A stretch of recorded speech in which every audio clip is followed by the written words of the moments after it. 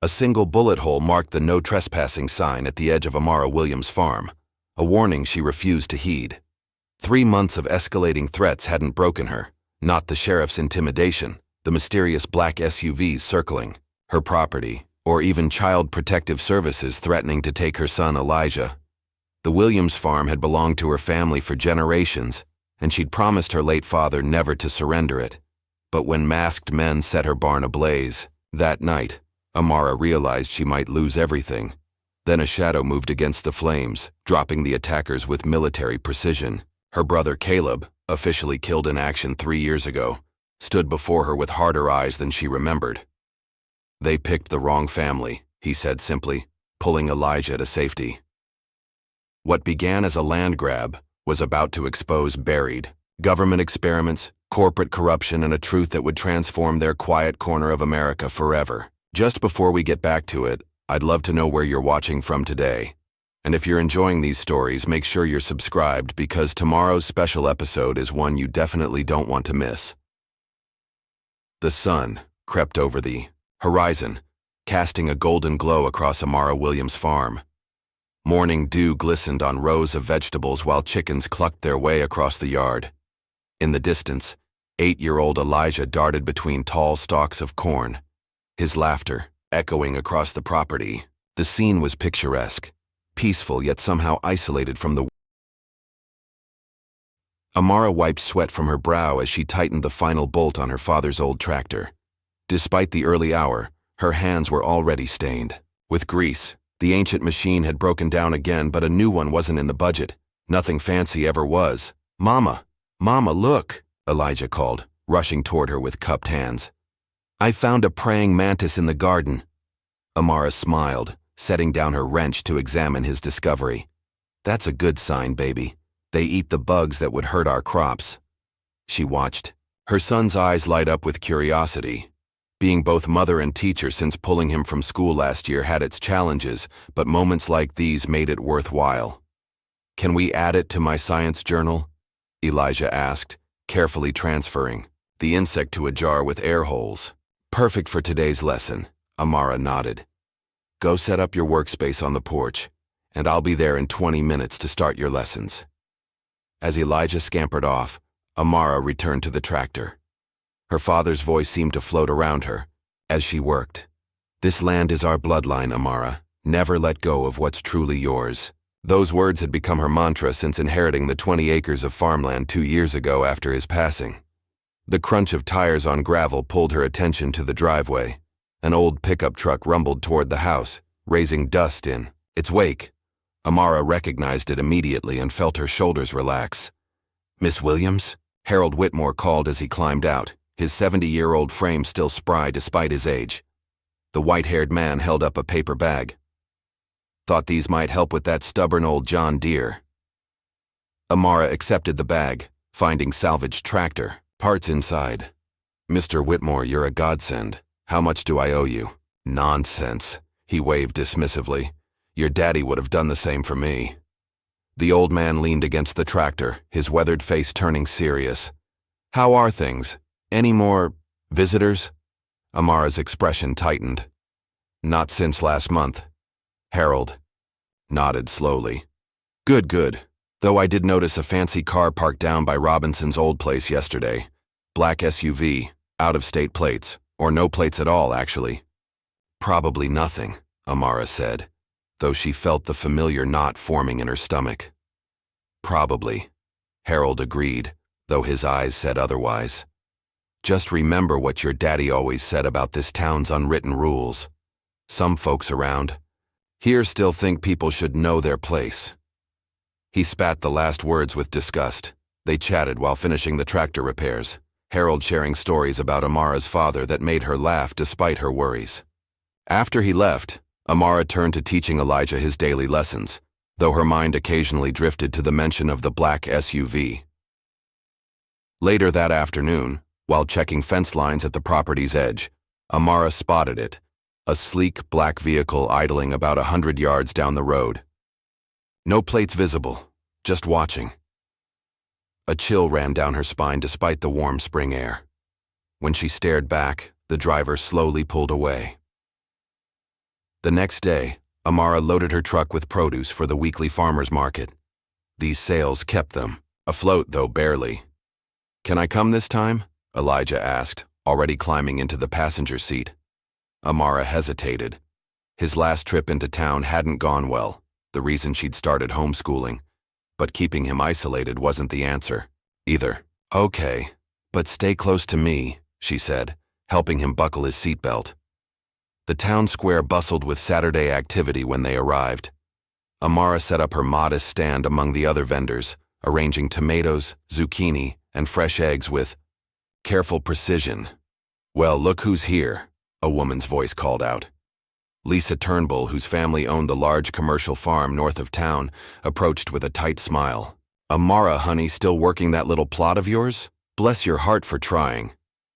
"Business is good, Lisa," Amara replied evenly. "People appreciate knowing where their food comes from. I'm sure they do." Lisa's gaze drifted to Elijah, who was arranging bundles of herbs. "And how's the boy? Heard he's not in school anymore." "Such a shame." "He's learning just fine," Amara said, her voice cooling. "Top of his class, actually." Lisa's smile didn't reach her eyes. "Of course he is." As Lisa walked away, Amara noticed several people watching their exchange. Some quickly averted their eyes when she looked in their direction. Others whispered behind cupped hands. "Mama," Elijah tugged at her sleeve, "can I get water from the fountain?" The water fountain stood just across the square, close enough to watch him. "Straight there and back, okay?" Amara kept one eye on her son while helping customers. He reached the fountain without incident, but as he finished drinking, 3 older boys approached. Though she couldn't hear what was said, their posture told her everything. One boy bumped Elijah roughly, another knocked his cap off. When Elijah bent to retrieve it, a third boy scooped up dirt and flung it at him. Amara was already moving when she saw Elijah gasp and reach for his inhaler. She pushed through the crowd, heart pounding. "Back off!" she shouted, reaching her son and pulling him close. The boys scattered, but not before one called back a word that made her blood boil. As she helped Elijah with his inhaler, a heavy shadow fell across them. Sheriff Dale Horton stood there, thumbs hooked in his belt loops, watching with cold eyes. "Problem here, Miss Williams?" he asked, his voice deceptively casual. "Just some boys roughhousing," she replied, meeting his stare directly. "Seems like trouble follows some folks," he observed. "Might want to keep a closer eye on your boy. Or better yet, put him back in school where he belongs."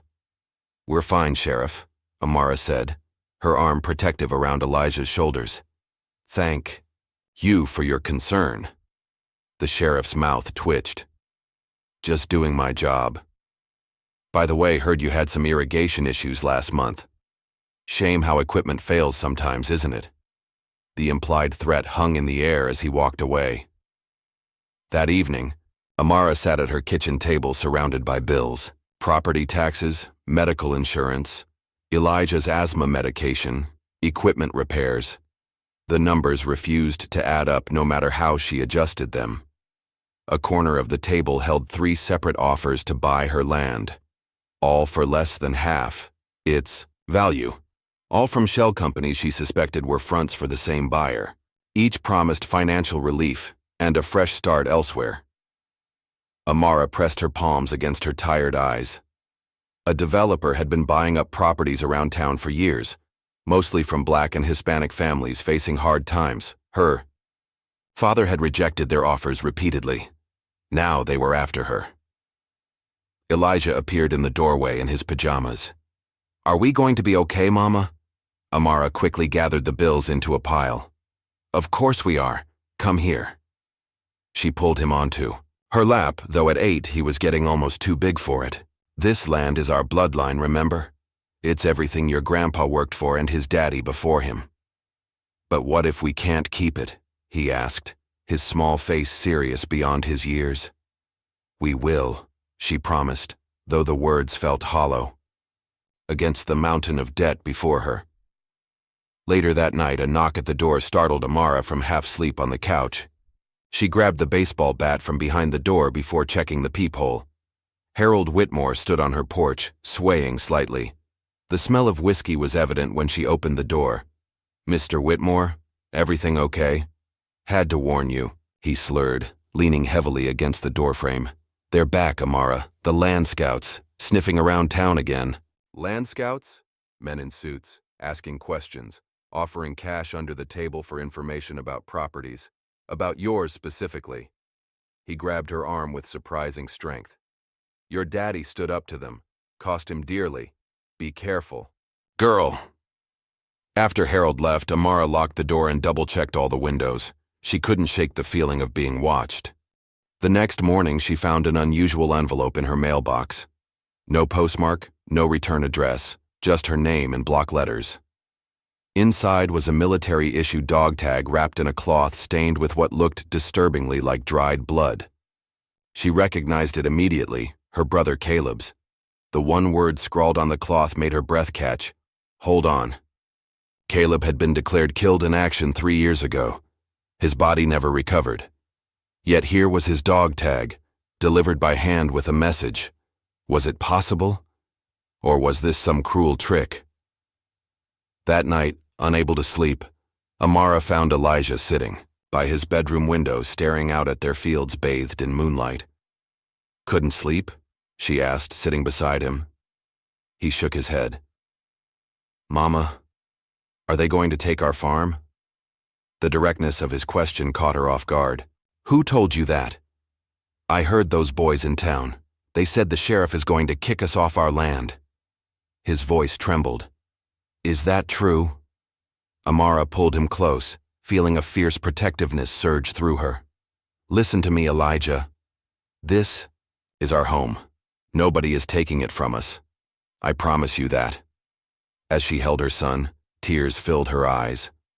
It was a promise she wasn't sure she could keep, but one she'd die trying to honor. The pounding on the front door came at 6 in the morning, so aggressive that pictures rattled on the walls. Amara, who had barely slept, jolted upright from the kitchen table where she'd been drinking coffee and staring at Caleb's dog tag. "Sheriff's Department, open up!" Elijah appeared in the hallway, eyes wide with fear. Amara motioned for him to stay back as she approached the door. 2 deputies stood on her porch, Reynolds and Dawkins, both wearing expressions of practiced indifference. "Can I help you?" Amara asked, keeping her voice steady. Deputy Reynolds held up a document. "We've received complaints about illegal animal keeping on this property, county ordinance violations." "What? My animals are completely legal." "I have all the proper, not according to our reports," Dawkins cut in. "Chickens exceeding allowed numbers, unlicensed goats, improper waste management potentially contaminating groundwater." Amara's mind raced. Her small operation was entirely within regulations. She'd made sure of it after her father died. "This is ridiculous. I can show you my documentation." "Save it for the hearing," Reynolds interrupted. "You're looking at fines up to $20,000 unless these violations are addressed immediately." The amount hit like a physical blow. 20,000 might as well be 20 million. "Of course," Dawkins added with false concern, "if maintaining this property has become burdensome, there are other options. I understand you've received purchase offers." The implication was clear: sell or be bankrupted by fabricated violations. "I'll see you at the hearing," Amara said coldly, closing the door before they could respond. She leaned against it, trembling with rage, until Elijah's small voice broke through. "Are they going to take our animals?" "No, baby," she assured him, though her mind was calculating worst-case scenarios. "This is just a misunderstanding." The next morning brought a more devastating blow. Amara woke before dawn as usual, but when she stepped outside to begin chores, the sight before her stole her breath. The irrigation system her father had spent years perfecting lay in ruins, pipes smashed, water spraying uselessly across the yard. The chicken coop door hung open, birds scattered. 2 goats had escaped their pen where someone had cut the fence, and across her best field of young corn, deep tire tracks showed where a vehicle had deliberately driven through the delicate plants, crushing them. A piece of paper had been nailed to her barn door. The message was blunt: sell now or lose it all. Elijah found her on her knees in the mud, trying to salvage what vegetables remained. Without a word, he knelt beside her and began helping, his small hands working alongside hers. "We'll fix it," he said with childlike determination. "We always fix things." It took all day to round up the animals and patch the worst of the damage. By sunset, Amara's body ached, but a small sense of victory warmed her. They hadn't broken her. Not yet. That feeling evaporated the next morning when a sleek government sedan pulled into her driveway. A thin woman in a pressed suit stepped out, flanked by a uniformed officer. "Ms. Williams, I'm Deborah Mercer from Child Protective Services. We've received concerning reports about your son's welfare." Amara felt the ground tilt beneath her. "What reports?" "Allegations of educational neglect, unsafe living conditions, and possible exposure to hazardous materials." The woman's clinical tone made the absurd claim sound plausible. "We'll need to inspect the premises and interview Elijah privately." "You have no right."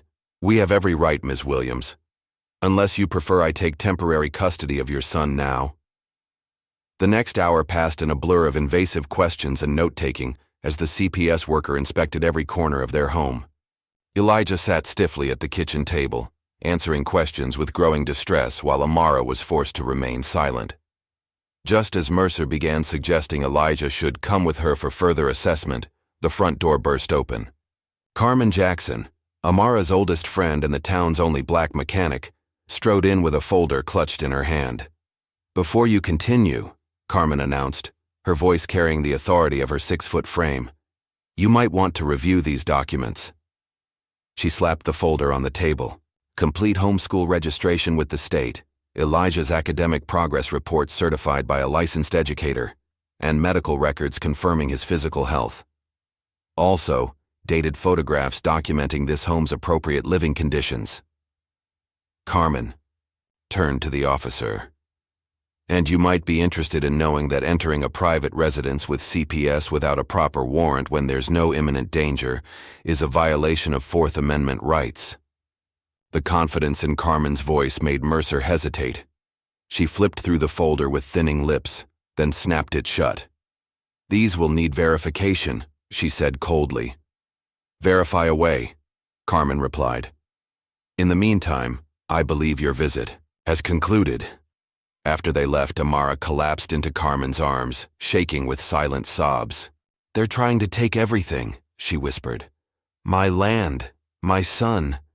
"Not while I'm breathing," Carmen promised.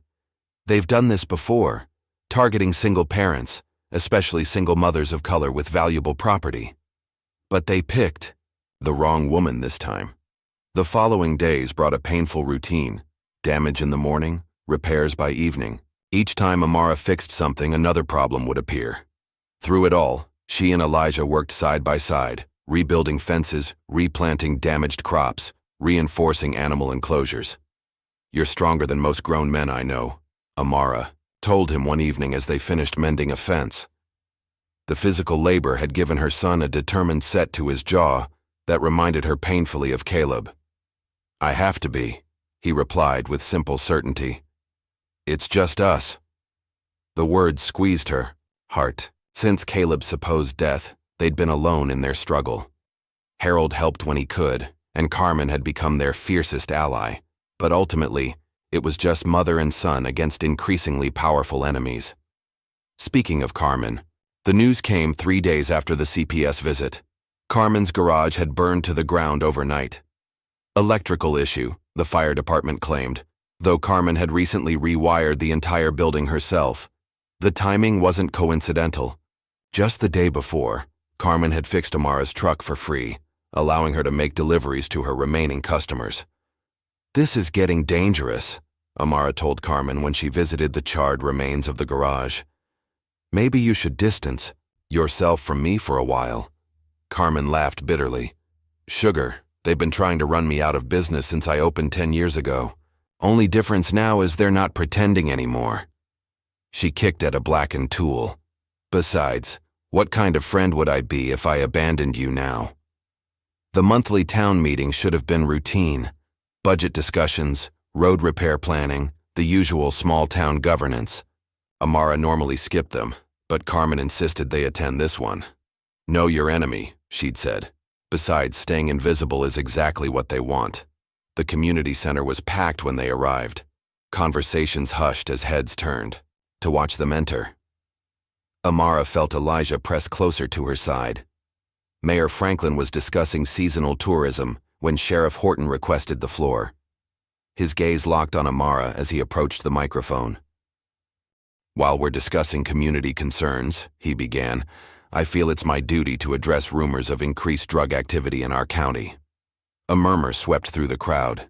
"Specifically," he continued, "we have credible information about a property on Old Mill Road being used as a distribution point." Amara's blood ran cold. Her farm was the only residential property on Old Mill Road. "That's a lie," she said, standing abruptly. All eyes turned to her. Sheriff Horton smiled thinly. "I didn't mention your name, Ms. Williams. Interesting that you assumed I was referring to you. You know exactly what you're doing," Amara shot back, her voice shaking with fury. "Just doing my job," he replied smoothly, "protecting this community from elements that threaten our way of life." The damage was done. Throughout the room, people whispered behind their hands, throwing suspicious glances her way. A reputation could be destroyed in minutes in a small town, especially when you already stood out. As they left the meeting, a woman Amara didn't recognize fell into step beside them. "Don't look at me," she said under her breath. "I'm Tessa Nguyen, journalist with the Regional Herald. That was quite a show in there." "Not now," Amara muttered, quickening her pace. "I've been investigating Horton for months," Tessa persisted, keeping pace. "You're not his first target, just his most recent. I think we should talk." "Why should I trust you?" "Because I've got nothing to gain by making your life worse, and everything to gain by exposing corruption. Here's my card. Call me when you're ready to fight back." That night, Amara found Elijah sitting alone in the dark, staring at nothing. "Hey," she said softly, sitting beside him. "What's going on in that big brain of yours?" He didn't look up. "It's my fault, isn't it?" "What is?" "Everything. The trouble." His voice was small. "If I didn't need my medicine all the time, we'd have more money. If I wasn't sick at school, you wouldn't have to teach me. If I was stronger—" "Stop." Amara pulled him into a fierce hug. "Listen to me. None of this is your fault, not one bit. You are the best thing in my life, Elijah Williams. The very best thing," he burrowed against her shoulder. "Then why is everyone trying to hurt us?" Amara had no answer that wouldn't frighten him more. Later, alone in her room, she pulled out the property offers again. The latest one had arrived. Yesterday, slightly higher than before, but still insultingly low. Her hand hovered over the signature line. One signature and their problems would end. They could move somewhere new, start fresh. But her father's voice echoed in her mind. "This land is our bloodline." Signing meant surrendering not just property, but heritage, history, legacy. She returned the papers to the drawer unsigned. Fuck, smell of smoke woke her hours later. At first, she thought it was a dream, but the acrid scent grew stronger. She bolted upright, heart pounding. Outside, orange flames licked the night sky. The barn, her father's barn, built by his hands, was ablaze. "Elijah!" she screamed, running to his room. He was already awake, eyes wide with terror. "Stay inside and call 911, she ordered, grabbing a coat as she ran outside. The heat hit her like a wall as she approached. Through the smoke, she glimpsed shadowy figures running from the far side of the structure. 3 men in dark clothing, masks covering their faces. "Hey!" she shouted, racing toward them. "Stop!" One turned back, advancing on her. His hand raised, and she realized too late he was holding something. A batter pipe. "Should have taken the money," a muffled voice sneered as the weapon began its downward arc. Amara braced for impact, but it never came. Instead, a darker shadow emerged from nowhere, moving with lethal precision. The attacker crumpled without a sound. The other 2 men froze, then turned to run, only to be dropped by swift, silent blows. As flames illuminated the farmyard, Amara stared at the newcomer in disbelief. Tall, muscular, with familiar eyes and a harder face than she remembered. "Caleb?" she whispered, reaching out a trembling hand. Her brother nodded once, his expression grim. "Told you to hold on." The barn's flames cast an orange glow across the farm as Amara stared at her brother in disbelief. 3 years. 3 years since the military officers had stood on her porch with solemn faces. 3 years of believing Caleb Williams was buried in some unmarked grave overseas. Yet here he stood, solid and real, his familiar eyes set in a harder face than she remembered. "Caleb?" she whispered again, her voice breaking. "How?" A crash from the burning barn interrupted her question. The roof was collapsing, sending embers spiraling into the night sky. In the distance, sirens wailed. "Questions later," Caleb said, his voice deeper than she remembered. He nodded toward the unconscious men on the ground. "They'll have backup. We need to move." Before Amara could respond, Elijah burst from the house, inhaler clutched in one hand. He froze at the sight of the strange man standing with his mother. "Uncle Caleb?" he asked in a small voice. For the first time, emotion cracked Caleb's stoic expression. "Hey, little man," he said softly. "You've grown." The boy moved cautiously, forward as if approaching a ghost. When he was close enough, Caleb dropped to one knee, meeting his nephew at eye level. Elijah reached out tentatively, touching Caleb's face with trembling fingers. "You're real," he whispered. The sirens grew closer. Caleb rose swiftly. "Inside, now." Once in the kitchen, Caleb closed all the blinds and checked each exit with practiced efficiency. He moved like a predator, silent and alert. When he finally joined them at the table, Amara couldn't hold back any longer. "They told us you were dead," she said, tears streaming down her face. 3 years, Caleb. 3 years of mourning you." Caleb's jaw tightened. "In many ways, I was dead. And I needed to stay that way to protect you both." "Protect us? From what?" Amara demanded. "From the people I crossed paths with during my last mission. People who wouldn't hesitate to use my family as leverage." He glanced toward the window where blue lights now flashed in the distance. "People like the ones trying to force you off this land." "You sent the dog tag," Amara said, the pieces finally clicking into place. Caleb nodded. "When I heard about the trouble here, I knew I had to come. Been watching the farm for 2 days, learning their patterns." "Uncle Caleb was in the army," Elijah said proudly, his fear momentarily forgotten. "He fought bad guys, special forces," Caleb corrected gently. "And sometimes the bad guys wear uniforms too, little man." The fire department arrived, followed by Sheriff Horton's cruiser. From the window, they watched the firefighters battle, the blaze while Horton surveyed the property with calculating eyes. "He's looking for me," Caleb observed. "Those men worked for him." "For the sheriff?" Amara asked, shocked despite everything. "Not exactly. Horton's just a puppet. He works for people with bigger plans." Caleb turned away from the window. "The harassment, the threats, the CPS visit. It's all connected to Vanguard Dominion. The land development company, the one that's been buying up properties. They're more than that," Caleb said grimly. "Much more, and they won't stop until they get what they want." "My land?" Amara asked. "What's underneath it?" Before he could explain further, a knock at the door made them all tense. Caleb motioned for them to stay back as he approached, drawing a knife from a hidden sheath. "Ms. Williams, Fire Department, need to ask you a few questions." Amara moved to answer, but Caleb held up a hand.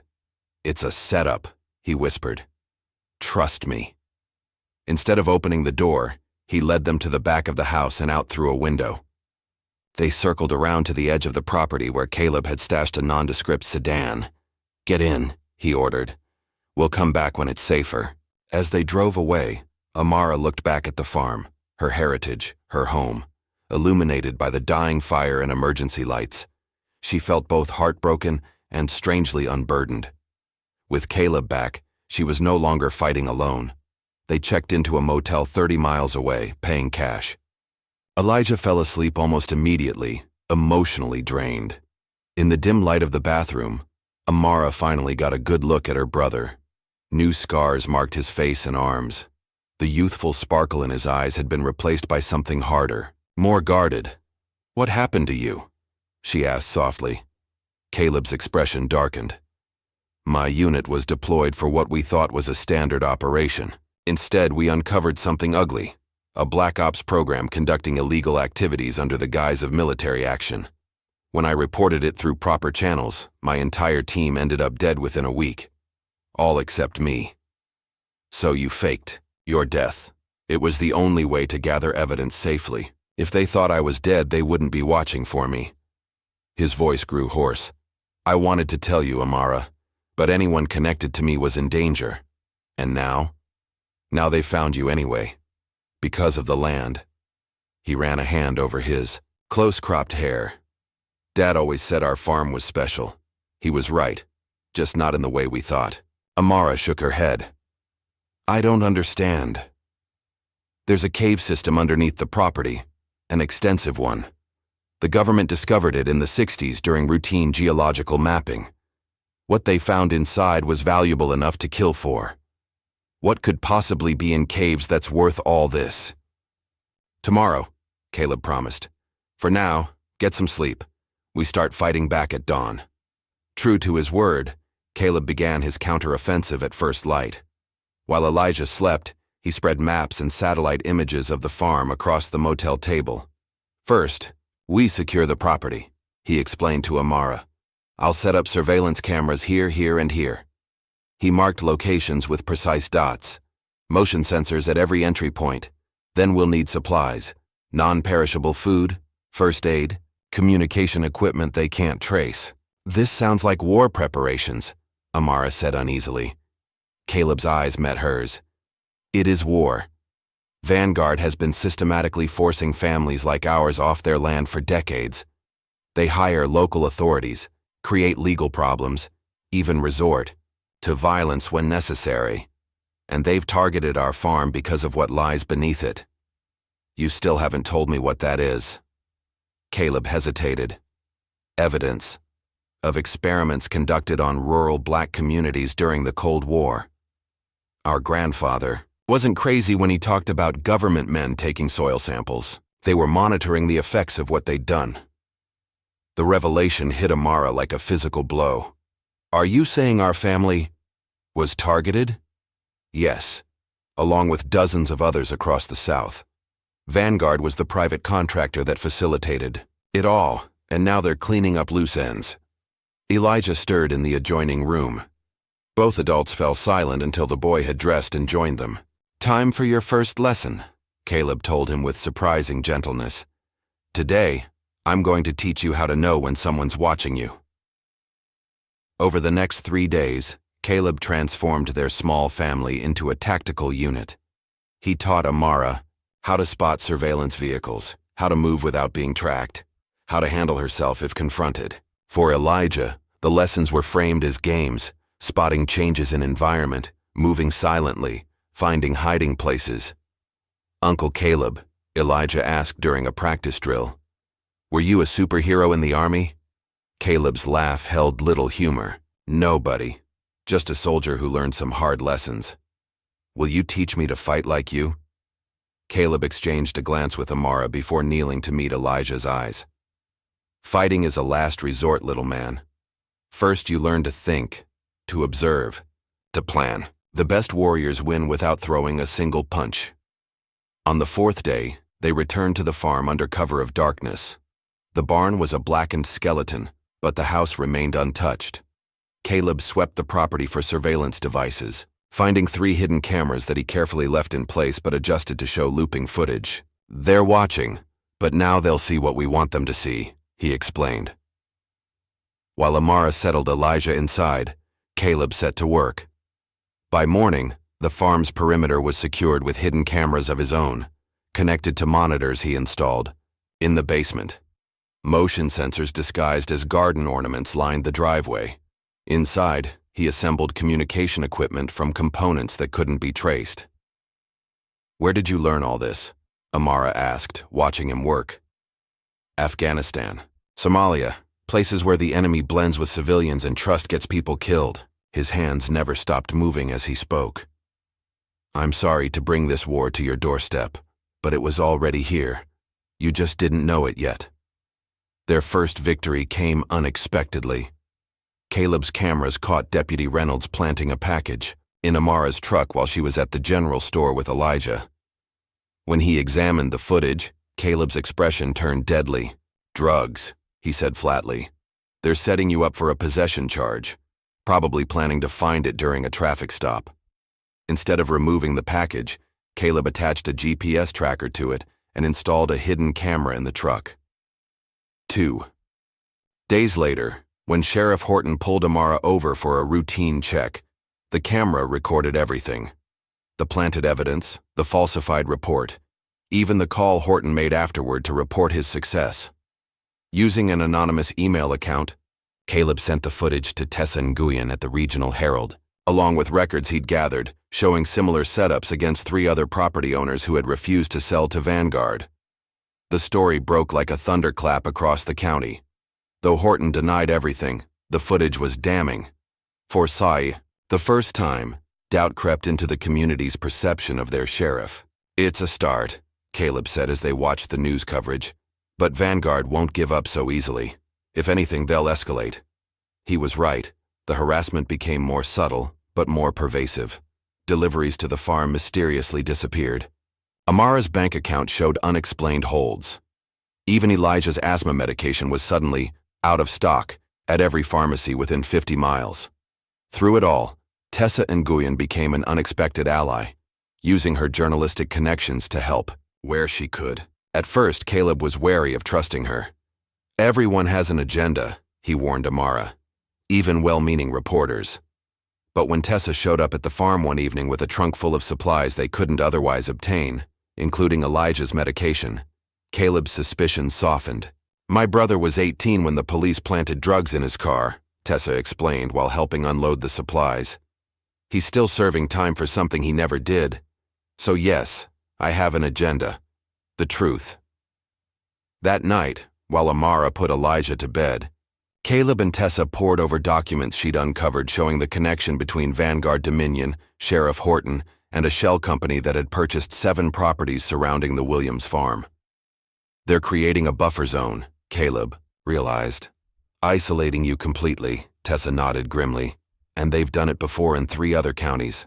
Always the same pattern. Target an area, apply pressure, eliminate holdouts, then buy everything at rock-bottom prices." "But why this land specifically?" Tessa pressed. "What makes it worth all this effort?" Caleb hesitated, weighing how much to reveal. Finally, he decided on trust.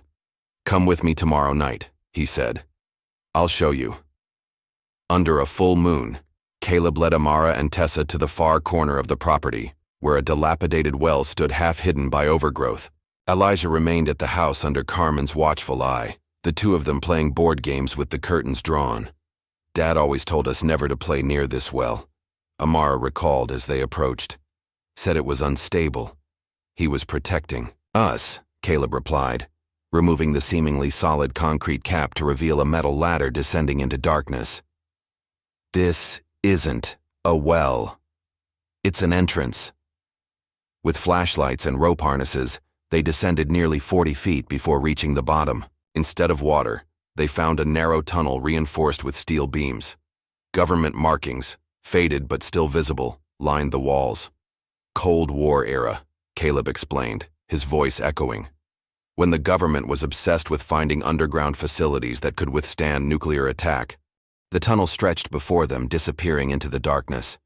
As they walked, the passage widened into a series of chambers. What they found inside stole their breath. Rusty barrels lined the walls, each marked with military codes and hazard symbols. Abandoned equipment, medical in nature, lay scattered across metal tables.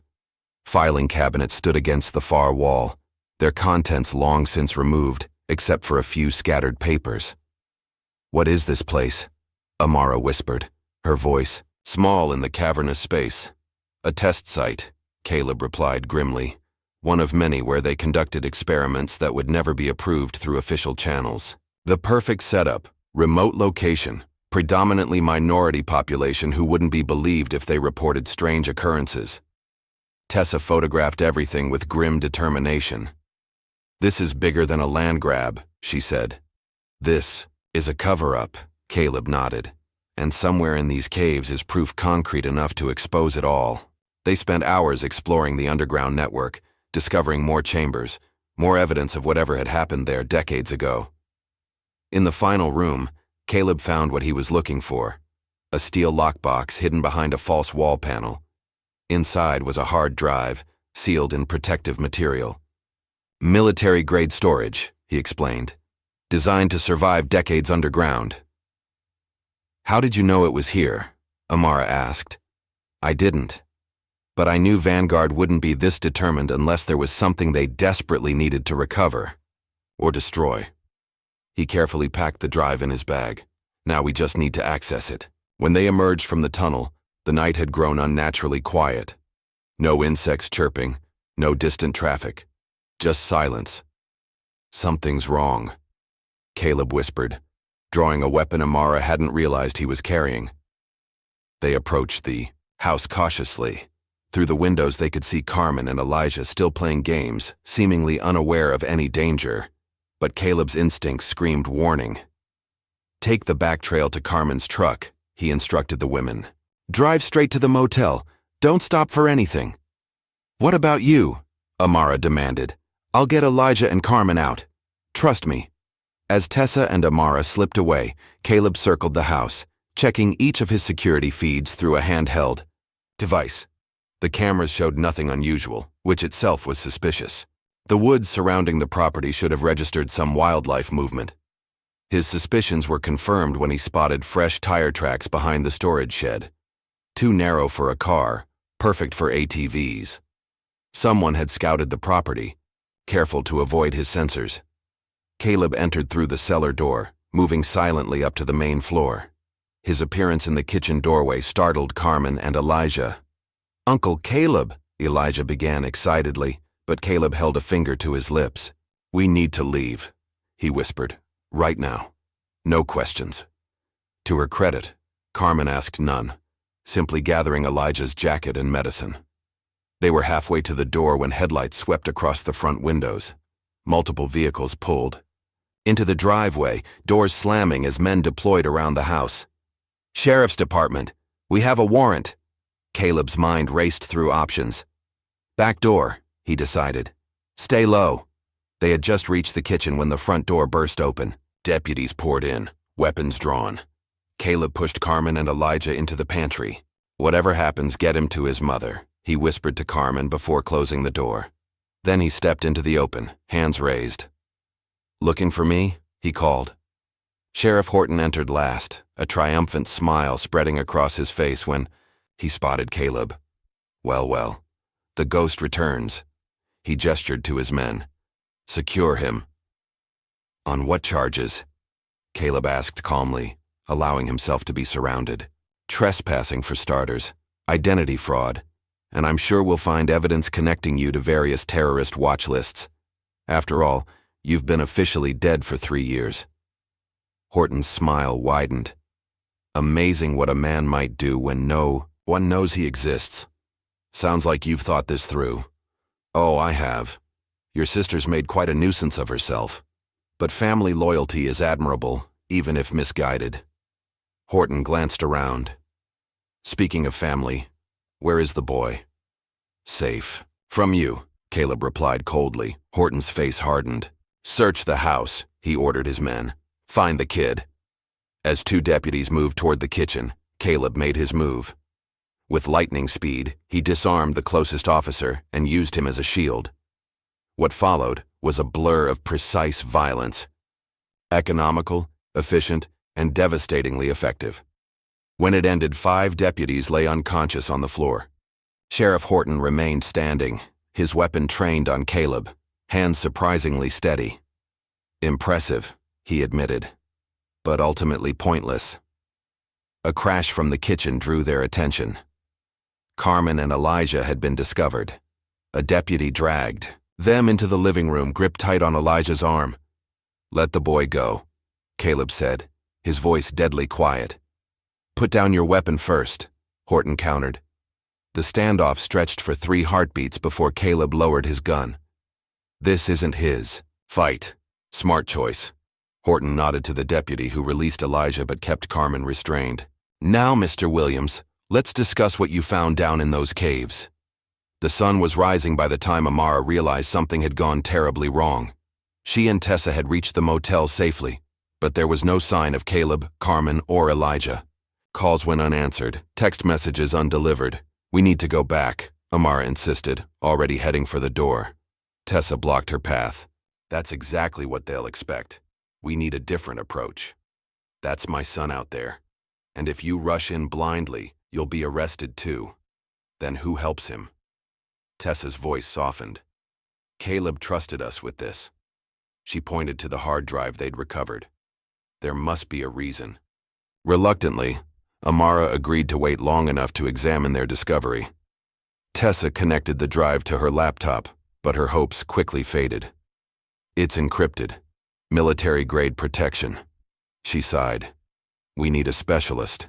We don't have time." "For that," Amara protested. "Actually, we might." Tessa made a call, speaking in hushed tones before hanging up with a satisfied nod. "My cousin works in cybersecurity. He'll meet us in an hour." While they waited, Amara paced the room, alternating between fear and fury. When a knock finally came at the door, Tessa opened it to reveal a young man carrying a laptop case. "This better be worth it," he grumbled. "I'm missing a job interview." "Lives are at stake, David," Tessa replied, gesturing to the hard drive. "Can you crack it?"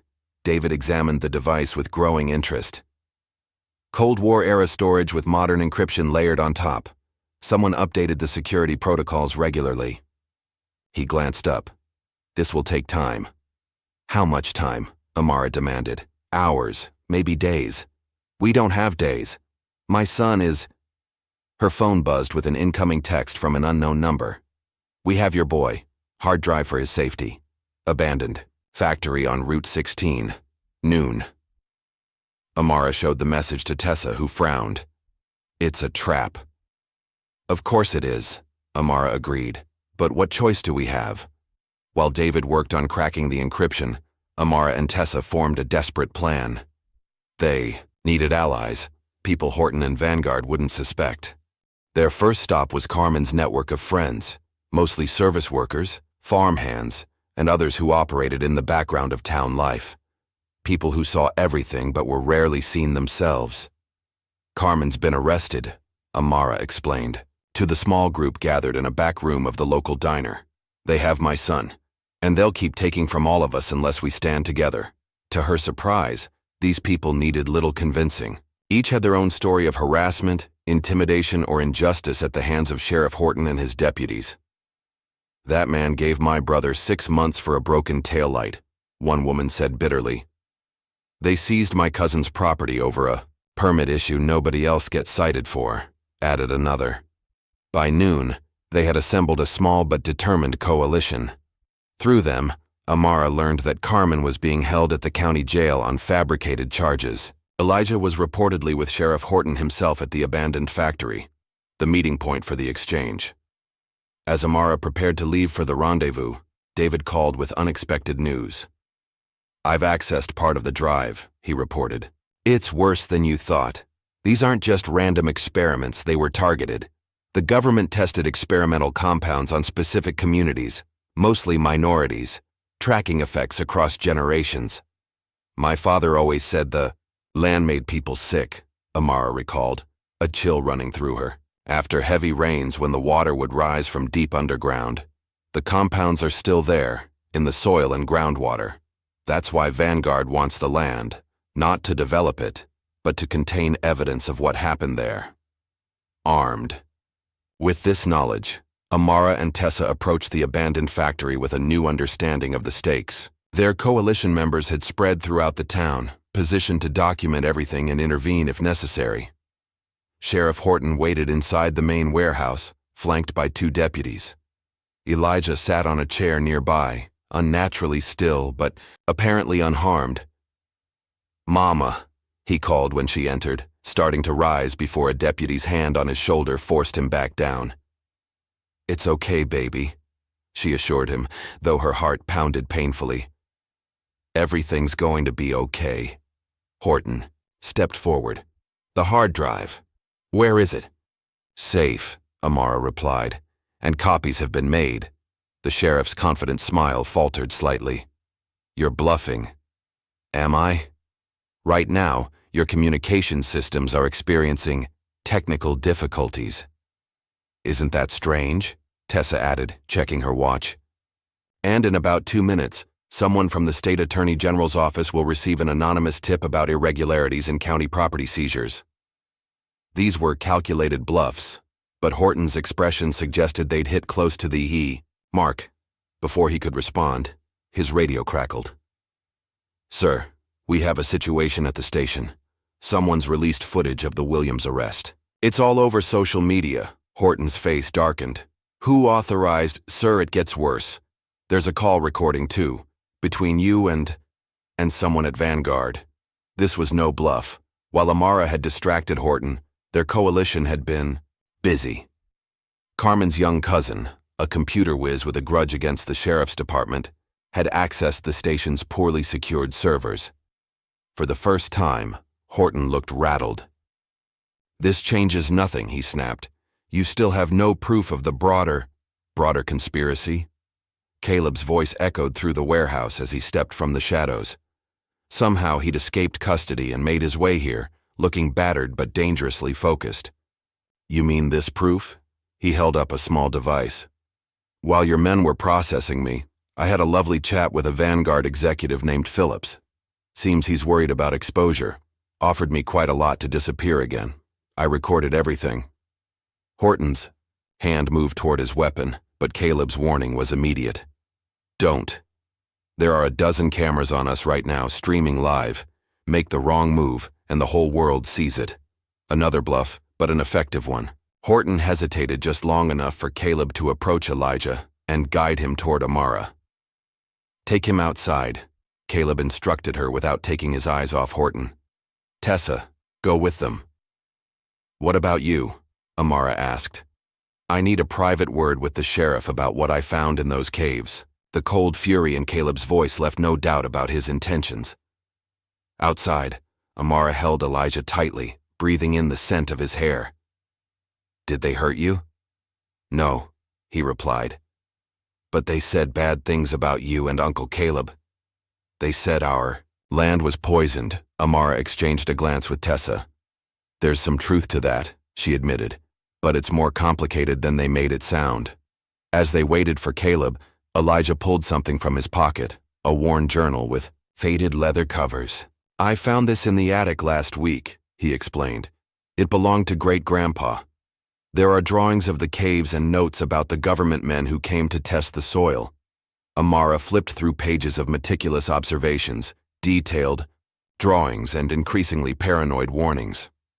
Her grandfather had documented everything: the military vehicles, the soil samples, the strange illnesses that followed. "He knew," she whispered. "All this time, the answers were in our own house." Caleb emerged from the warehouse looking grim but satisfied. "Horton won't be a problem anymore," was all he would say about what had transpired inside. Back at the motel, they gathered around David's laptop as he showed them what he'd managed to extract from the hard drive. Decades of classified reports scrolled across the screen. Experiments disguised as agricultural assistance programs, health effects monitored without consent, generations of data collected on unsuspecting families. They targeted communities that wouldn't have the resources to fight back, Tessa noted bitterly. Places where complaints could be dismissed as paranoia or superstition. "My father suspected something," Amara said, still clutching her grandfather's journal. "That's why he was so adamant about keeping the land. Not just for heritage, but for evidence." "And now we have it," Caleb confirmed. "Enough to expose Vanguard Dominion and everyone connected to their operations." As night fell, they formed a plan. The evidence would need to be protected, distributed to multiple sources to prevent suppression. Carmen would need legal help to fight the false charges. Most importantly, They would need to prove the current danger posed by the contaminants, still present in the soil and groundwater. "There's another way into the cave system," Elijah suddenly announced. Everyone turned to him in surprise. "Great-grandpa's journal shows a map. There's an entrance by the old lightning-struck oak tree." The boy's discovery proved invaluable. The next day, while Horton struggled to contain the growing scandal, Caleb and Tessa explored the second entrance to the underground complex.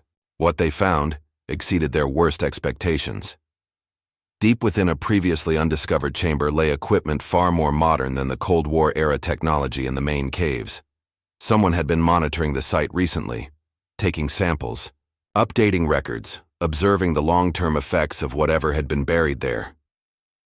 This isn't just a historical cover-up, Tessa realized as she photographed everything.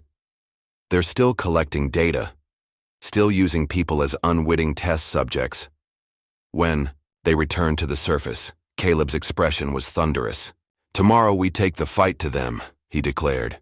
"No more reacting, no more defense. Vanguard Dominion has controlled the narrative long enough." That night, as Amara tucked Elijah into bed at the motel, he asked a question that broke her heart. "Are we ever going home again?" She smoothed his hair back from his forehead. "I don't know, baby. The farm. It might not be safe anymore." "Because of what's in the ground?" "Yes." Elijah considered this with a seriousness beyond his years. "Then we'll make a new home, somewhere they can't find us." Amara kissed his forehead, fighting back tears. "Get some sleep. Tomorrow's going to be a big day." In the next room, Caleb sat cleaning a weapon with methodical precision, his face illuminated by the glow of Tessa's laptop as she compiled their evidence into a comprehensive report. "You know they'll come with everything they have once this goes public," she warned him. Caleb's hands never paused in their work. "Let them come," he said, quietly. "They came for the wrong family." Dawn broke with an unusual silence over the motel. Caleb had been awake for hours, methodically preparing for what would come. 3 days had passed since the confrontation at the abandoned factory. 3 days of careful planning, gathering allies, and fortifying their position. Today, they would take the fight directly to their enemies. "Are you sure about this?" Amara asked, watching her brother check his equipment. "All non-lethal, but effective." "We're past the point of caution," Caleb replied. "They've shown their hand. Now we show ours." Their plan began with a series of coordinated disruptions. At precisely 8 a.m., the power to the sheriff's department mysteriously failed. Backup generators refused to start. Radio communications became unreliable, filled with static and phantom voices. Computer systems crashed, losing hours of data. Mr. Whitmore played his part, delivering coffee to the deputies with a sympathetic smile. "Technical difficulties, huh? Shame about that." The elderly man had access to places no one would think to question, moving freely through the building as he'd done for decades. While the sheriff's department scrambled to restore order, Caleb led a small team to the county jail. Using security codes provided by Carmen's cousin who worked in maintenance, they bypassed the main entrance. The night guard, no fan of Sheriff Horton after being repeatedly passed over for promotion, conveniently took an extended bathroom break. Carmen sat up in surprise when her cell door slid open. "Took you long enough," she said with a grin. "Topic was hell," Caleb replied, handing her a change of clothes. "We have 3 minutes before the cameras come back online." They slipped out through the laundry room, leaving behind a simple note on the guard's desk. Justice. Across town, Tessa was implementing the second phase of their plan. Her exposé on Vanguard Dominion had gone live at midnight, a comprehensive investigation linking the corporation to suspicious land grabs nationwide. By morning, it had been picked up by major news outlets. Vanguard Criminals was trending on social media, comment sections filled with similar stories from communities across the country. The article featured Amara prominently, a single mother fighting to protect her heritage against corporate corruption. The story resonated far beyond their small town, drawing attention from state officials and civil rights organizations. Within hours, the governor's office issued a statement promising an investigation. Sheriff Horton watched his carefully constructed world crumbling from his office window. The power had been restored, but the damage was done. Carmen's escape was an embarrassment. The exposure of his connection to Vanguard threatened everything. His phone rang constantly. Reporters, officials, angry citizens demanding answers. When it rang again, he answered with a snarl. "What?" "You've failed me, Sheriff." The voice belonged to Senator Grayson, Vanguard's silent partner. "I warned you what would happen if this situation wasn't contained." "I can still fix this," Horton insisted. "No, you can't." The senator's tone was ice. "Clean it up, all of it, immediately." The call ended abruptly, leaving Horton with the realization that he had become expendable. He gathered his most loyal deputies, men who were as compromised as he was, and made a desperate decision. "We're executing the warrant at the Williams farm. Tonight." Full tactical response. Deputy Reynolds shifted uncomfortably. "Sir, with all the attention on us right now." "That's exactly why we move now," Horton cut him off. "While they're distracted with their media circus, we seize the property, secure those caves, and destroy whatever evidence remains." "And the family?" another deputy asked. Horton's expression darkened. "They've been deemed domestic terrorists. We respond accordingly." Caleb had anticipated this reaction. While Carmen recovered at a safe house, he, Amara, and a small group of trusted allies prepared the farm for the coming assault. The land that had sustained generations of their family would now become their fortress. "They'll come from the main road," Caleb explained, pointing to a hand-drawn map. Standard procedure would be to secure the house first, then fan out to the outbuildings. "What about Elijah?" Amara asked. Her son was currently with Tessa and David at a hotel in the next county, but the separation tore at her. "He stays where he is," Caleb said firmly. "This is no place for him tonight." As darkness fell, they took their positions. Mr. Whitmore and two other elderly farmers, men whose presence on country roads would raise no suspicion, parked their trucks strategically to monitor approaching vehicles. Carmen's network of friends established a perimeter of watchful eyes. Amara surveyed the farm that had defined her entire life, now transformed into a battleground. "Dad would never have believed this," she murmured. "I don't know," Caleb replied. "He always said this land was worth fighting for, just didn't know how literal that would become." At 11:42 p.m., the warning came through their makeshift communication system. Multiple vehicles approaching, lights off.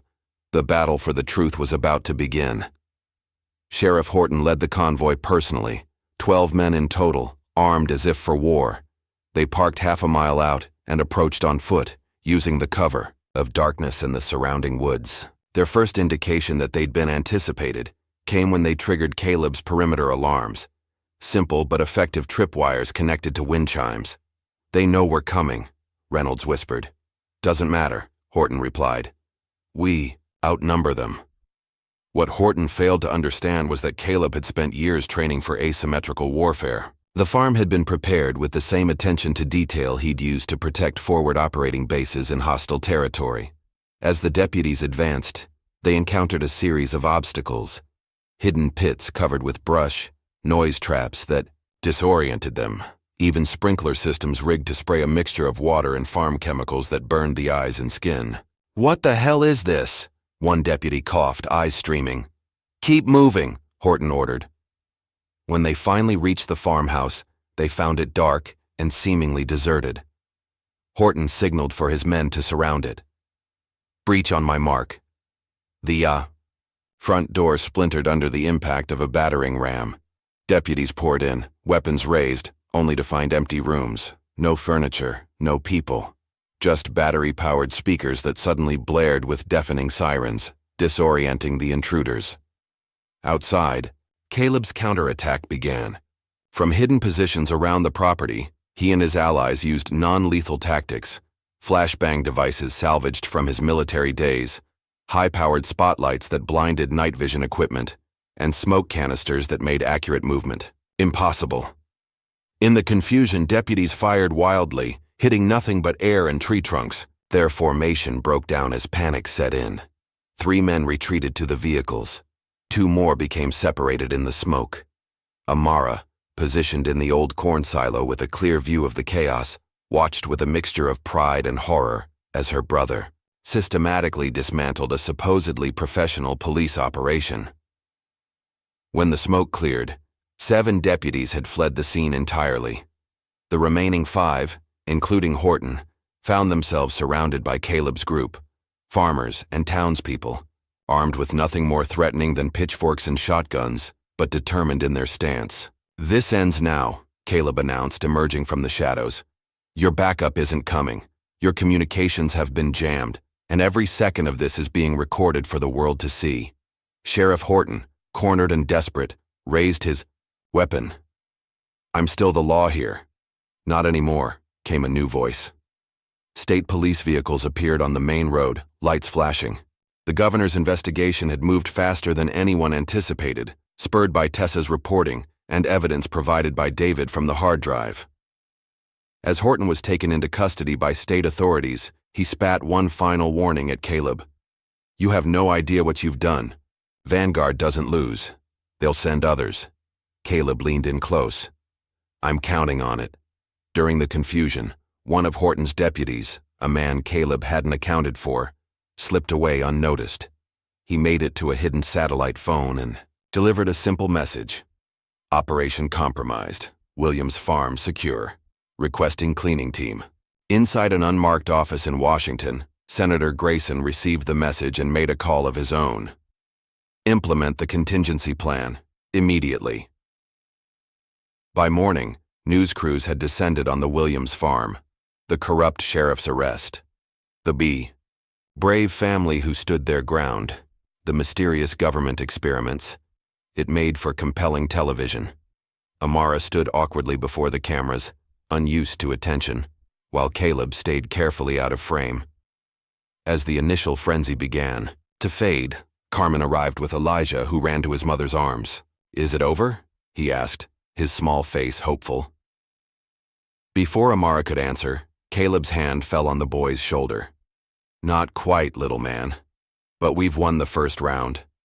Tessa joined them, laptop under her arm. "You've gone viral," she told Amara. "People are sharing your story everywhere. Lawyers are calling, offering to represent you pro bono against Vanguard." "What happens now?" Carmen asked. "Now," Caleb said firmly, "we prepare for their countermove, because it's coming." Their victory proved short-lived.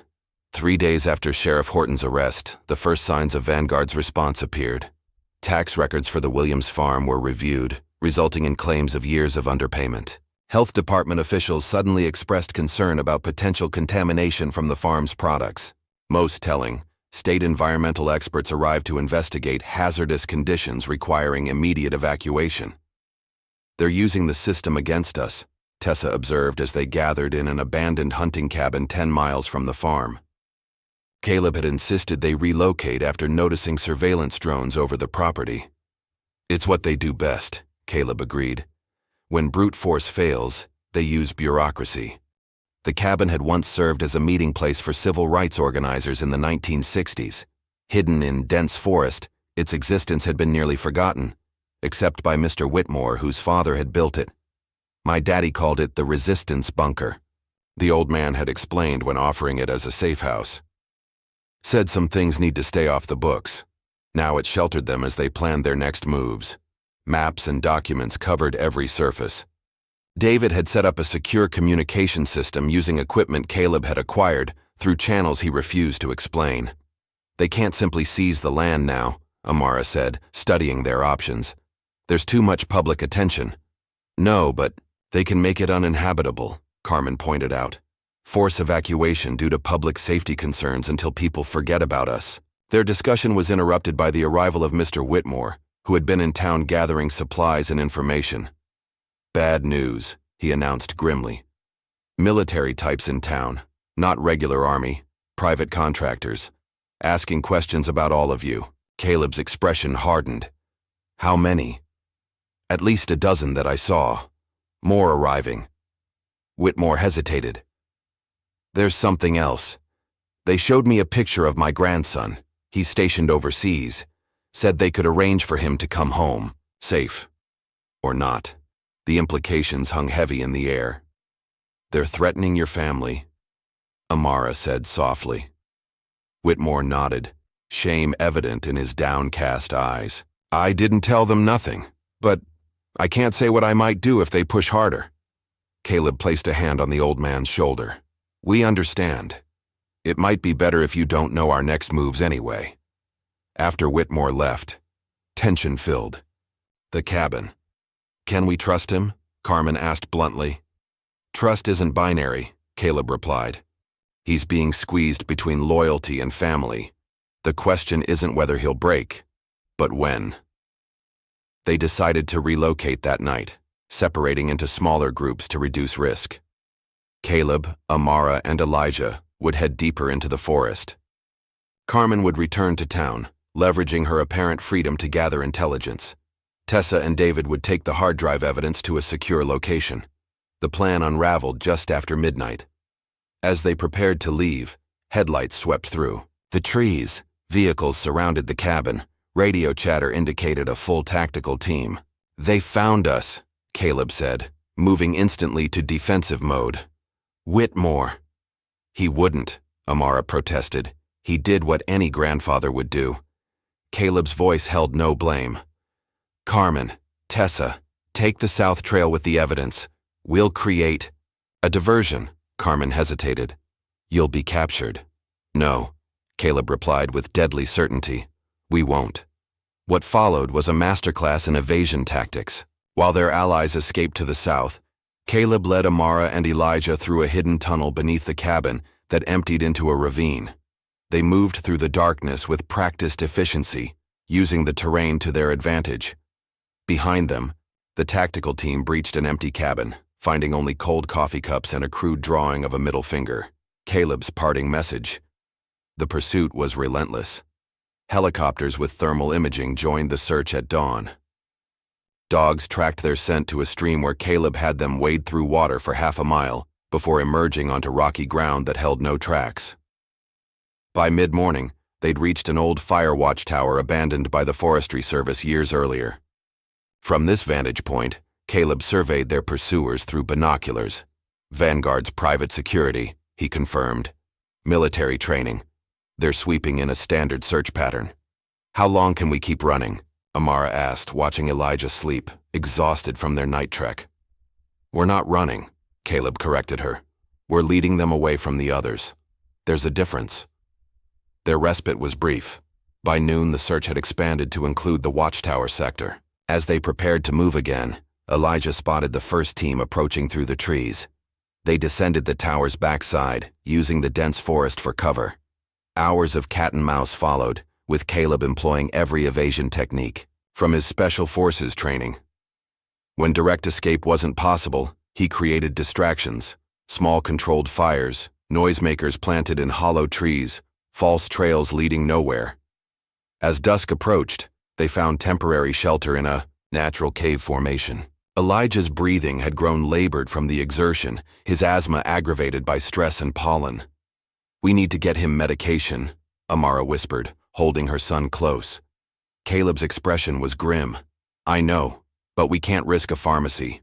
The decision was made for them when Elijah's condition worsened. Reluctantly, Caleb used their emergency phone to contact Carmen. "We need help," he admitted. "Elijah's asthma. How fast can you reach us?" Carmen's response was immediate. "I'll find you. 2 hours max." True to her word, Carmen appeared at their location with Elijah's medication and surprising news. "Whitmore's dead." "What?" Amara gasped. "Official story is suicide, but nobody's buying it. He left a letter, though, with Tessa."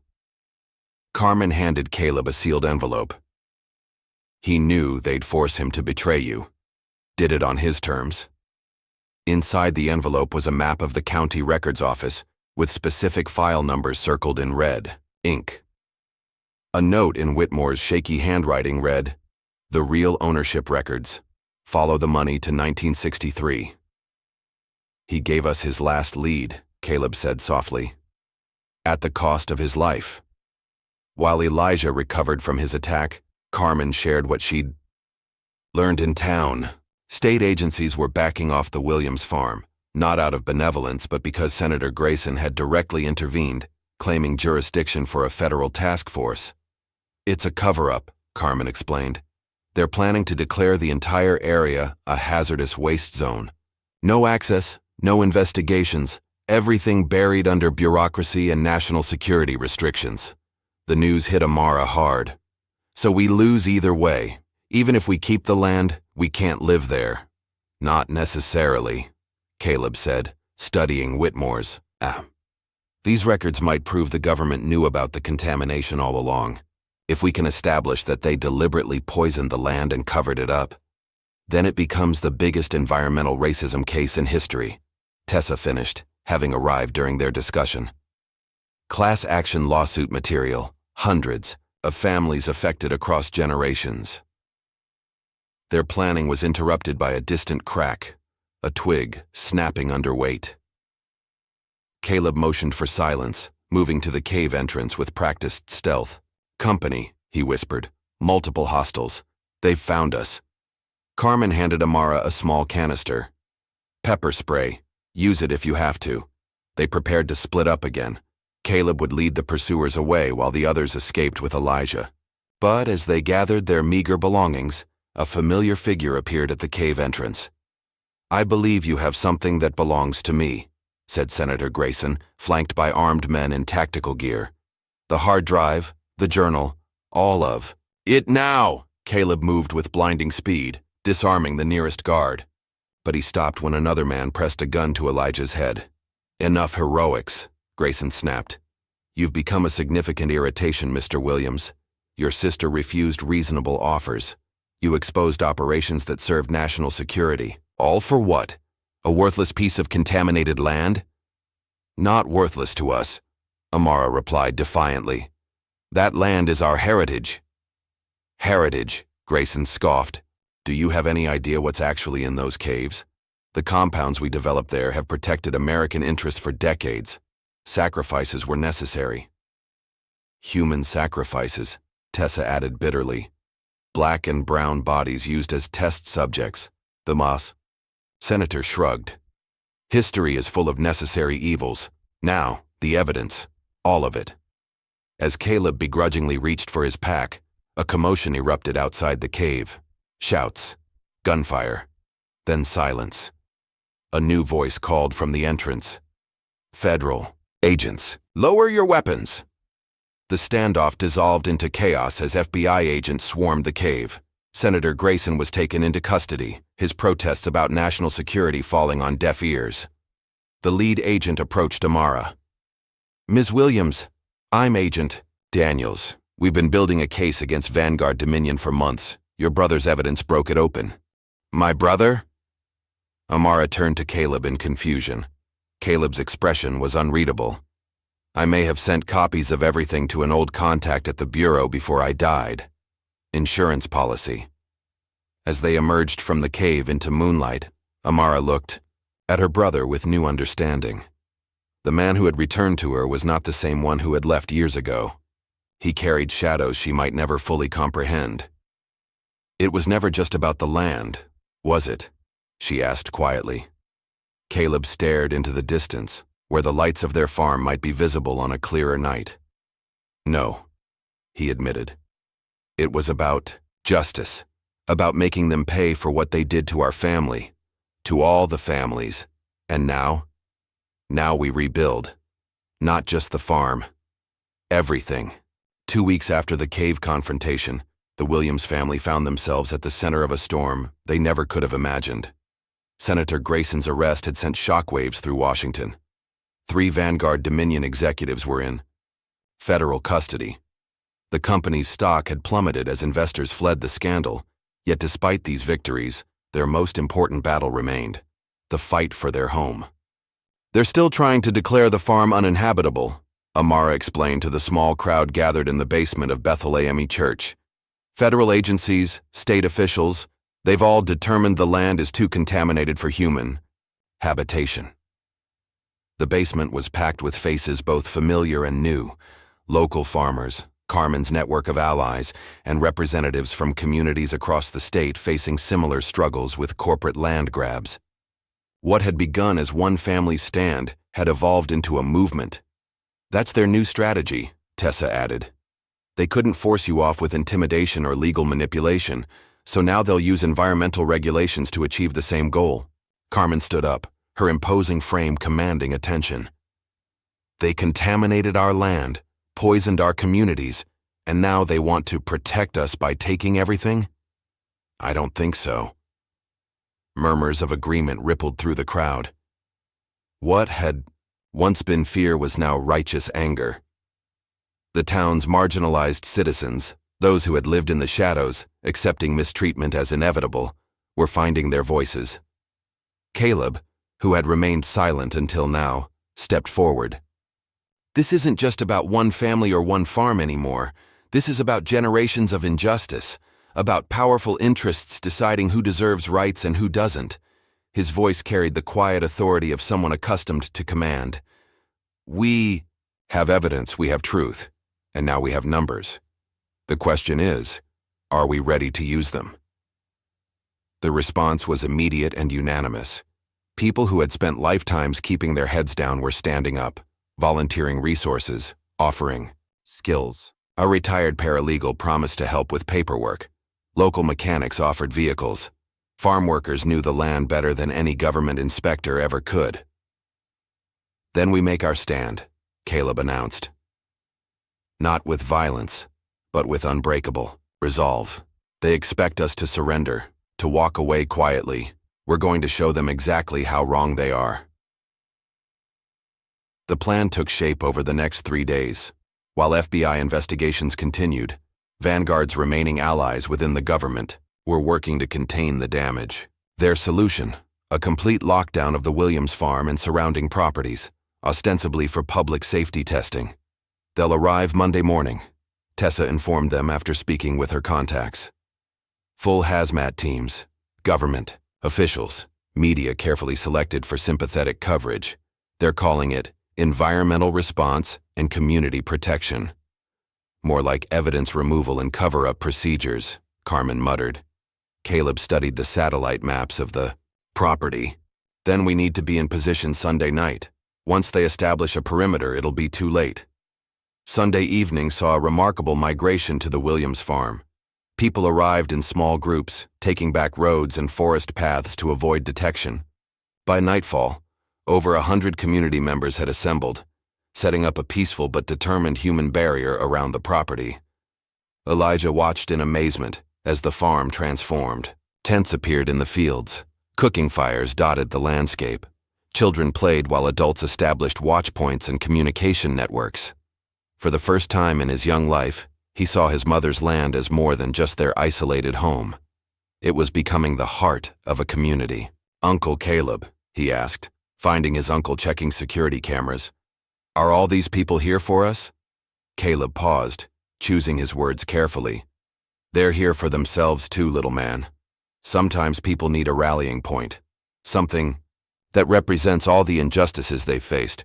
Right now, that's our farm."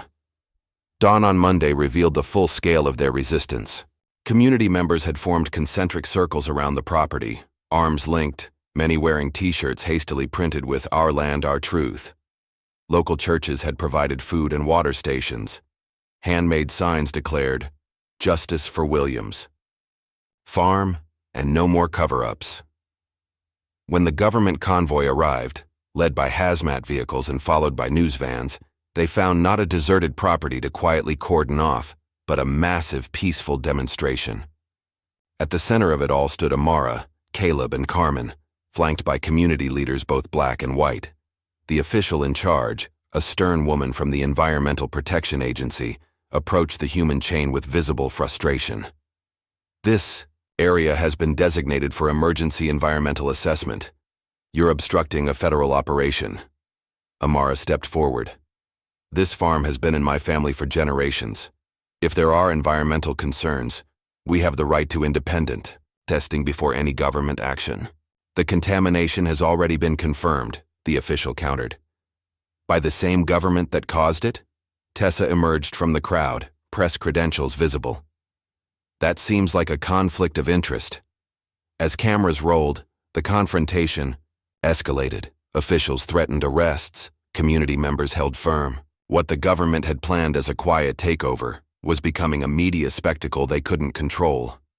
The standoff might have turned violent if not for an unexpected development.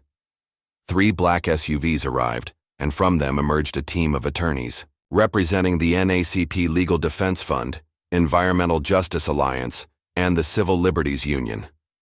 My clients are exercising their constitutional rights to peaceful assembly and protection of property, announced the lead attorney. Furthermore, we've filed an emergency injunction against any federal action pending independent environmental assessment. The officials retreated to regroup, visibly rattled by the organized resistance and legal intervention. What followed was a day of tense negotiations, with the community refusing to disperse and the government unwilling to risk the optics of mass arrests. By sunset, a compromise had been reached. Independent environmental experts would be permitted to test the land, alongside government officials. No action would be taken until results were verified by both parties. Most importantly, the Williams family would retain access to their property throughout the process. As the crowd celebrated this small victory, Caleb remained vigilant. "This isn't over," he told Amara quietly. "They've just changed tactics again." His suspicion proved justified. That night, as most supporters returned to their homes, Caleb's security system detected movement at the far edge of the property, near the cave entrance. Silent figures in tactical gear were establishing positions around the farm. "They're going to raid tonight," he realized. While everyone's guard is down, Amara's face hardened with resolve. "Then we'll be ready." Through their network of allies, word spread rapidly. Within an hour, supporters began returning to the farm. This time, they came prepared for a night watch. Headlights illuminated the property as trucks and cars formed a protective circle. Spotlights were positioned to eliminate hiding places. Inside the house, Caleb briefed a core group of defenders. "They want the caves, access to whatever's still hidden down there. We need to hold them off until morning, when the media and lawyers return." Carmen had transformed the kitchen into a command center, coordinating lookouts via walkie-talkies. Tessa was live-streaming everything, ensuring that any aggression would be broadcast instantly to thousands of followers. The attack came at 2:17 a.m., a coordinated push from multiple directions. Black-clad figures emerged from the darkness, expecting to encounter sleeping protesters. Instead, they found the farm ablaze with light and buzzing with activity. "Federal agents," they announced, though their lack of identifying markings told a different story. "This is a matter of national security." Caleb recognized the tactics immediately. "Vanguard contractors," he told Amara, last-ditch effort to secure the site. What followed was not the easy operation the intruders had planned. At every turn, they faced passive resistance, bodies linking arms, cameras recording their every move, witnesses ready to document any violence. When they attempted to approach the cave entrance, they found it blocked by a human chain 3 rows deep. Their commander, frustrated by the unexpected resistance, made a critical error. He ordered his men to use force to clear a path. The moment the first protester was shoved to the ground, dozens of phones captured the assault. Tessa's livestream viewer count jumped into the thousands. Within minutes, social media exploded with outrage. By dawn, the tide had turned completely. News helicopters circled overhead. The attempted night raid had backfired spectacularly, generating precisely the attention Vanguard had hoped to avoid. When official FBI vehicles arrived to investigate, reports of unmarked federal agents, the contractors were caught in an untenable position. The farm had held. The caves remained secured. And most importantly, the truth could no longer be buried. As morning sunlight bathed the property, Amara found Caleb sitting alone on their father's old porch swing, watching the activity with tired eyes. "You did it," she said, joining him. "You saved our land." Caleb shook his head. "No, we all did. Everyone who stood with us." For the first time since his return, Amara saw her brother truly smile. Not the tight, controlled expression he usually wore, but something genuine that reached his eyes.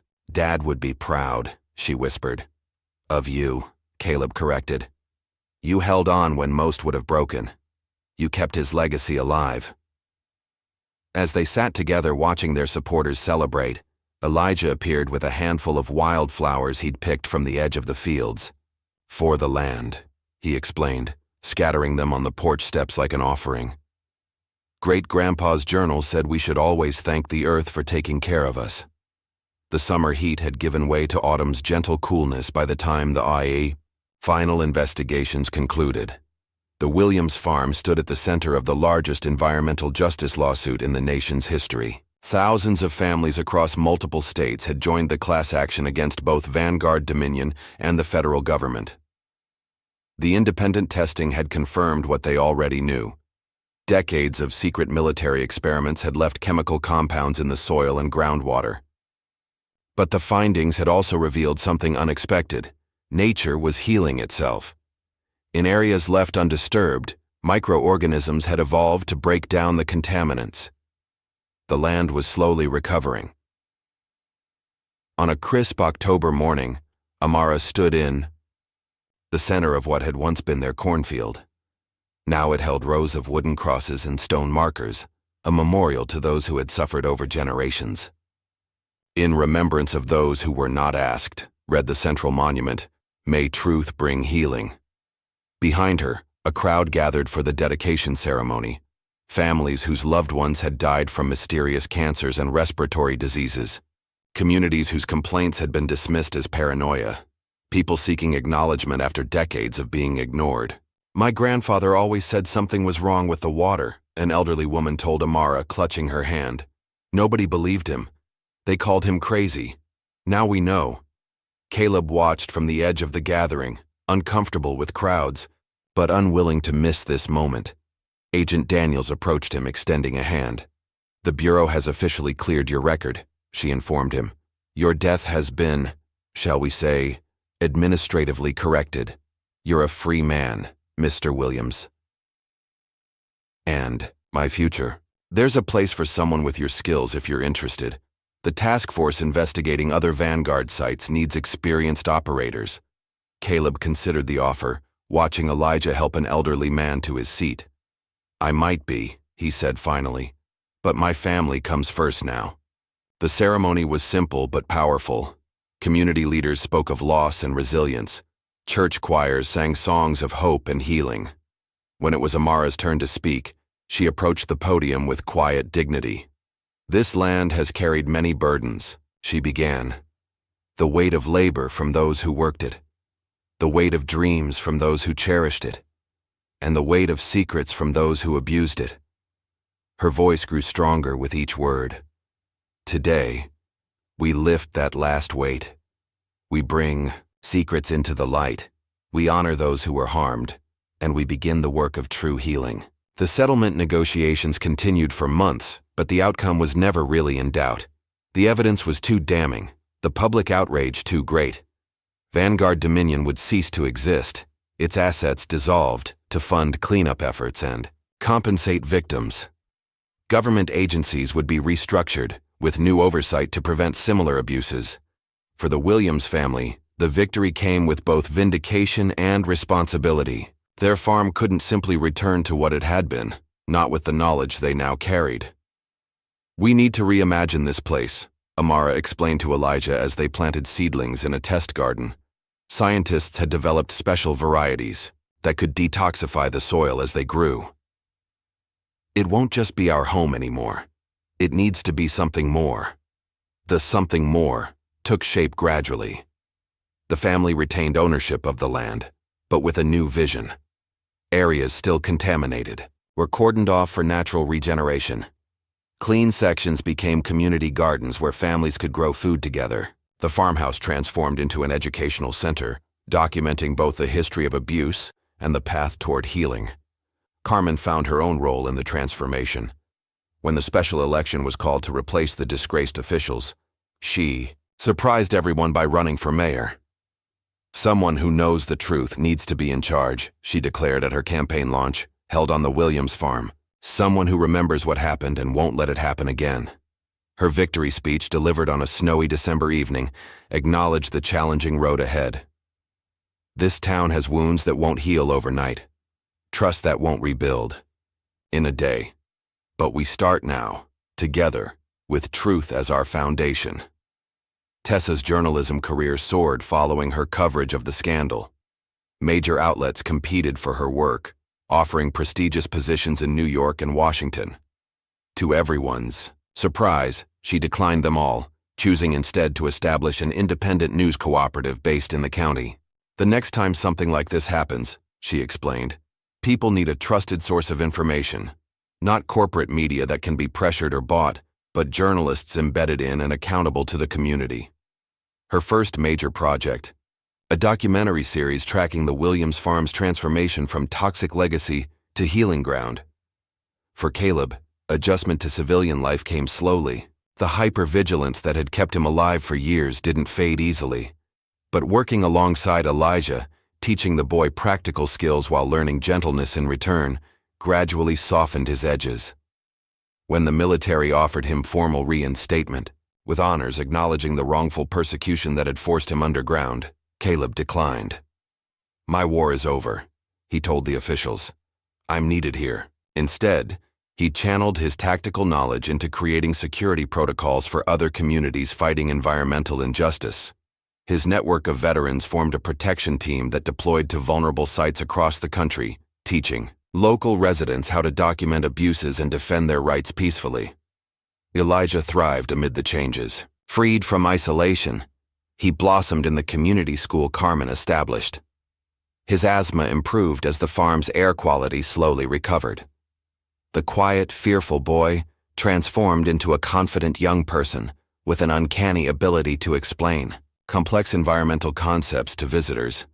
His project to document the farm's story through art began small, just sketches and paintings displayed in the farmhouse. But when visitors began requesting copies, Amara helped him compile them into a book that told their family's journey from persecution to triumph. "Why did you draw this part?" she asked him one evening, pointing to a particularly dark illustration of the burning barn. "Because we have to remember the bad parts too," he replied with wisdom beyond his years. "That's how we make sure they don't happen again." By spring, new life had returned to the Williams farm. The memorial stood as a solemn reminder of the past, but around it, wildflowers pushed through soil that was slowly healing itself. Community garden plots buzzed with activity as families planted together. The reconstituted barn, rebuilt through a community effort, housed educational exhibits and meeting spaces. On the anniversary of the night Caleb had returned, the family gathered on the porch to watch the sunset. Carmen joined them, taking a rare evening away from mayoral duties. Tessa arrived with freshly printed copies of Elijah's book. Even Agent Daniels stopped by, bringing news that 3 more Vanguard testing sites had been identified and would be investigated. As twilight settled over the fields, Amara surveyed all they had built from the ashes of what was nearly lost. The far land remained in their family, but its purpose had expanded. No longer an isolated homestead, but the beating heart of a community finding its voice. "This land was always ours," she said softly, watching Elijah explain his latest artwork to visitors gathered in the yard. "Now, the whole world knows it." Caleb nodded, his expression peaceful in a way it hadn't been since his return. "And more importantly, so do we. What price would you pay to protect your legacy? What truths would you unearth to save your family? If this story of resilience against corruption moved you, please like and subscribe for more powerful narratives that challenge us to question what we'd sacrifice for justice.